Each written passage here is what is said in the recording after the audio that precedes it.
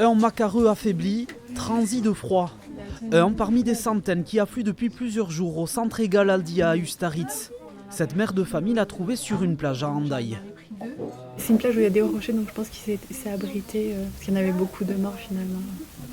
On en a trouvé 2 seulement de vivants. On vient d'en récupérer 6 et ils sont rejetés au fur et à mesure par la mer. Donc il faudrait en fait faire que ça. Toutes les heures y passer, il y a pas mal de cadavres. Une véritable hécatombe. Les tempêtes hivernales qui se succèdent ont des conséquences désastreuses sur cette espèce d'oiseau marin au plumage noir et blanc et au bec coloré. Des cadavres échoués sur les plages et parfois des macareux vivants.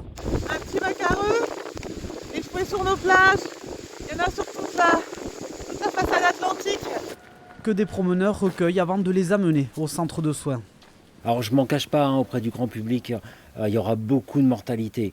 Beaucoup de gens pensent qu'en nous les amenant, on va réussir à tous les sauver. Il faut que je rappelle le contexte. C'est quand même des oiseaux qui n'ont pas mangé depuis 10 jours. Ils ont perdu entre 40 et 60% de leur poids. Ils sont très dénutris. Dénutris et pour la plupart en état d'hypothermie. Le centre actuellement débordé a mis en place un protocole spécifique pour en sauver le maximum. De 6h du matin jusqu'à 23h, salariés et bénévoles d'Egal Aldia sont à pied d'œuvre pour soigner chacun des animaux. Ici, la température de la pièce elle est à 27 degrés pour maintenir les oiseaux en température. Et 3 fois par jour, ils vont être hydratés, sondés, jusqu'à temps que la température remonte, qu'ils reprennent des forces. 48 heures plus tard, ils sont transférés dans une autre pièce où ils seront toujours régulièrement nourris et hydratés. D'autres espèces d'oiseaux ont également été recueillies, dont un mergulnain, petit pingouin vivant en Arctique. Stéphane en prend le plus grand soin, il n'en a vu que 5 dans sa vie.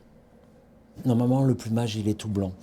Et comme les mousses sur le littoral concentrent les polluants, voilà, on a une grande majorité des oiseaux qui sont souillés par différentes matières, on va dire.